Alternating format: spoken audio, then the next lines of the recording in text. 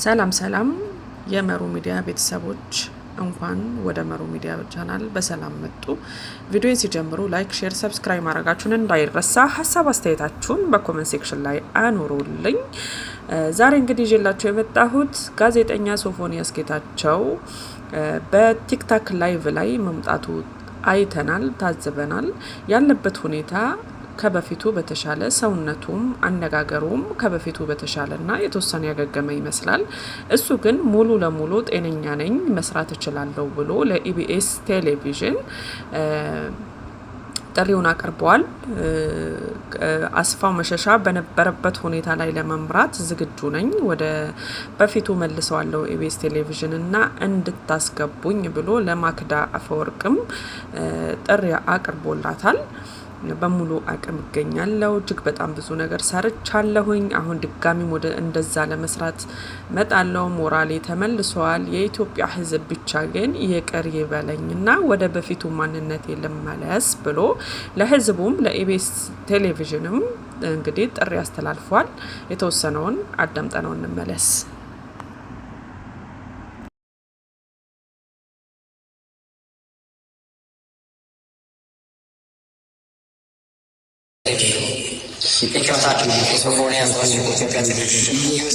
Thank you so much. እናመሰግናለን። ክቡራትና ክቡራን ሰላም ጤና ይስጥልኝ። ክቡራትና ክቡራን ተመልካቾቻችን ሳምንታዊው እሑድን በኢቢኤስ ቴሌቪዥን ደመቅ አድርገን አብረናችሁ እንቆያለን። ብያላችሁበት እንደምትሰሙት እጅግ የተከበረ ጊዜ እናመሰግናለን።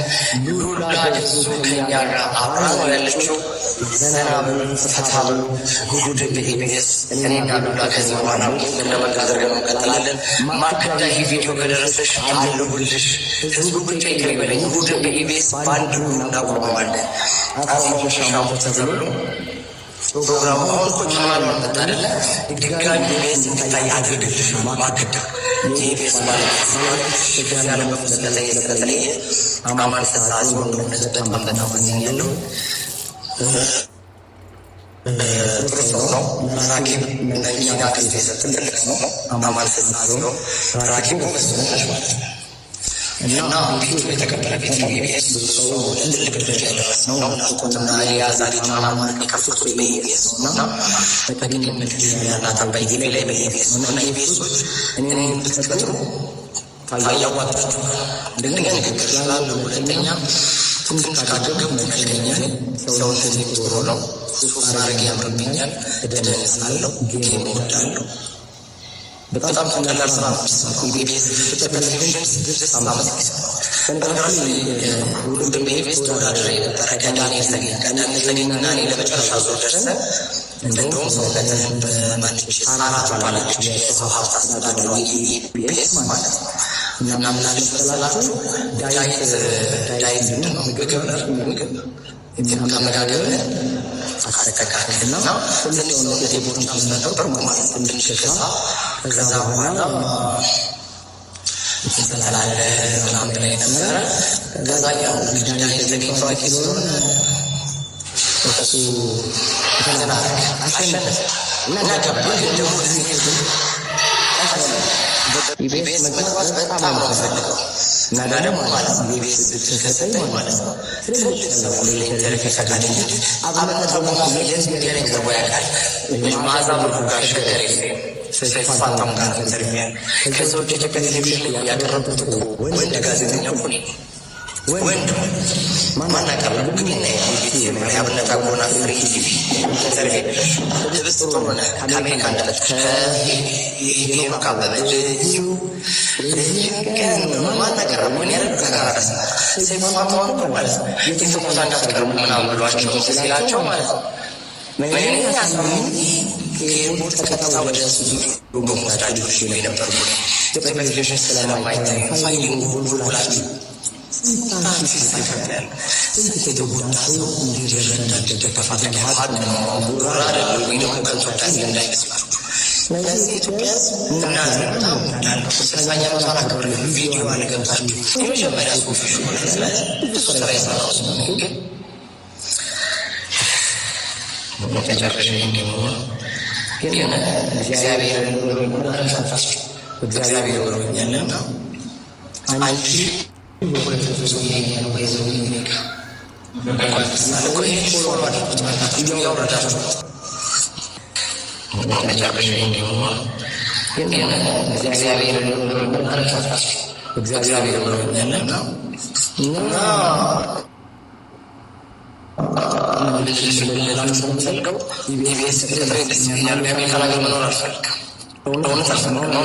ፕሮሰስ ባይዘው ፓስተርኪያ ማለት የቦርና ሀጌ ዋና ዳይሬክተር ቦርና ጌም ቻሪቲ ኦርጋናይዜሽን ነው። ወደዚህ ሪፖርት አካባቢ ነው ያለው ቻሪቲ አካባቢ ቦርና ጌም የሚባል ከተመሰረቱ ወደ 11 ዓመታቸው ነው።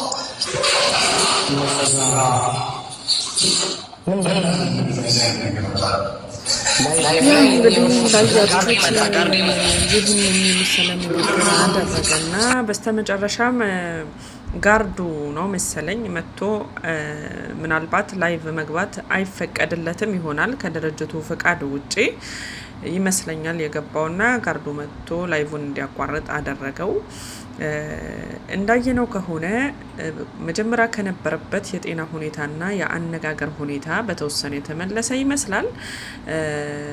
ሰውነቱም ልክ እንደዛው የተመለሰ ይመስላል። አንዳንድ ጊዜ ሰዎች ባሉበት ጫማ ውስጥ ነው እስካሁንም ያሉት ብለን ከምንፈርጃቸው ምናልባት አንድ እድል ብንሰጣቸውና ሊቀየሩ ከቻሉ ብንሞክራቸው መልካም ነው ብዬ አስባለሁ። የኔን ሀሳብ እንግዲህ ኢቢኤስ ቴሌቪዥን ጥሪውን ተቀብሎ ወይም የልጁን መቀየር አይቶ ተገንዝቦ ድጋሚ ያስገብቶ ካሰራው ምናልባት ህዝቡ ላይ ያለው ነገር አይታወቅም። ነገር ግን ልጁ በዚህ መንገድ ተቀይር ያለው በዚህ መንገድ ተለውጭ ያለው ብሎ መጥቶ እንደዚህ በኮንፊደንስ ተናግሮ አግዙኝ ይቅር በሉኝ ሲል ፈጣሪ እኮ ይቅር ይላል። ፈጣሪ ይቅር ይላል። የሰራውን ወንጀል ፈጣሪ ይቅር ይለዋል። አላህም አፉ ይለዋል።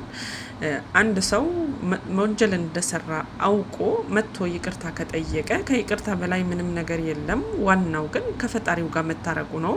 ከፈጣሪው ጋር ከታረቀ በኋላ ህዝቡን እንደ ሰው እንደ ህዝብ ምክንያት ሰጥቶ ይሄ ልጅ የሆነ ሰዓት ላይ አዎ አጥፍቷል፣ ተሳስቷል፣ ባንድም በሌላ መንገድ ከራሱ ጋርም ሆኖ ይሁን ምንም አድርጎ ይሁን ብቻ ተሳስቷል። የኢቢኤስ ቴሌቪዥንም ጥሪውን እንደሚሰማ ተስፋ እናደርጋለን። እስኪ የእናንተን ደግሞ ሀሳብና አስተያየት በኮመንት አስቀምጡልኝ። ምን ተሰማችሁ? እሱ በተናገረው ነገር ባደረገው ነገር ልጁን ስታዩት፣ አነጋገሩን ስታዩት፣ ሁኔታውን ስታዳምጡ ለእናንተ ምን ተሰማችሁ? ይቅር ሊባል ይገባል ወይስ አይገባም? እንደ ህዝብ ልናዝንለት ይገባል ወይስ ልናዝንለት አይገባም? እንግዲህ ሶፎንያስ ከዚህ በፊት በቲቪ ፕሮግራሞቹ ላይ ሲቀርብ እናውቀዋለን ምን አይነት ልጅ እንደነበረ። አሁንስ ይሄ ልጅ ይቅር ሊባል ይገባል ወይስ አይገባም የሚለውን ነገር ለእናንተ አስቀምጬላችሁ እኔ ግን በዚሁ እሰናበታችኋለሁ። አብራችሁኝ ስለነበራችሁ ከልብ አመሰግናለሁ። መልካም ቆይታ። ሰላማችሁ ይብዛልኝ ባላችሁበት ዓለም ላይ። መልካም ቀን